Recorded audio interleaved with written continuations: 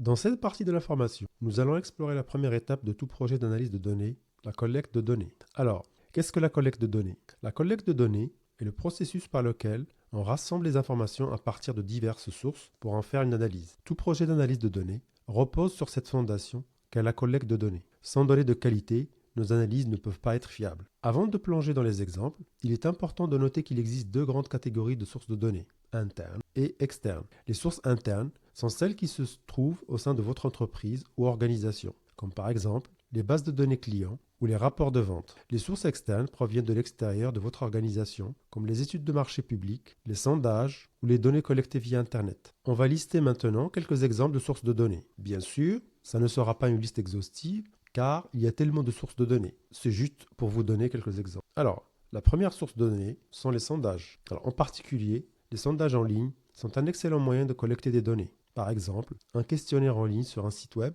peut être utilisé pour recueillir les opinions des consommateurs sur un nouveau produit. Un autre exemple, ce sont les applications mobiles qui sont une mine d'or pour la collecte de données. Elles peuvent fournir des informations sur les habitudes des utilisateurs, préférences et même leur localisation. Cela en temps réel, bien évidemment, après avoir demandé le consentement de l'utilisateur. On peut aussi utiliser comme source de données les documents écrits, qui peuvent être des rapports, des articles, des livres ou même des courriels. Tous ces supports peuvent être des sources précieuses de données. Par exemple, l'analyse de rapports d'industrie peut donner un aperçu des tendances du marché. Nous avons aussi les documents audio, c'est-à-dire les enregistrements audio, comme les podcasts ou les appels de service clients qui peuvent être transcrits et analysés pour obtenir des informations précieuses sur les opinions et le comportement des clients. Il existe aussi une source intarissable de données qui est le web scrapping. Alors, juste pour vous définir ce que c'est que le web scrapping, c'est une technique qui consiste à extraire des données de sites web à l'aide d'un programme. En fait, derrière chaque page web, il y a ce qu'on appelle un code HTML, c'est-à-dire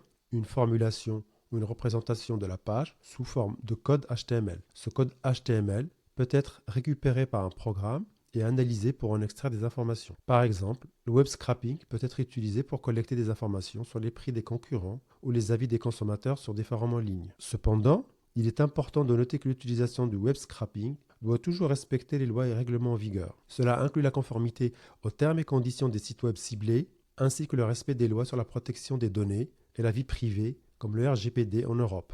L'utilisation inappropriée du web scrapping peut entraîner des conséquences légales. Il est donc crucial de s'informer et de procéder de manière éthique et légale. Enfin, j'ai laissé le meilleur pour la fin.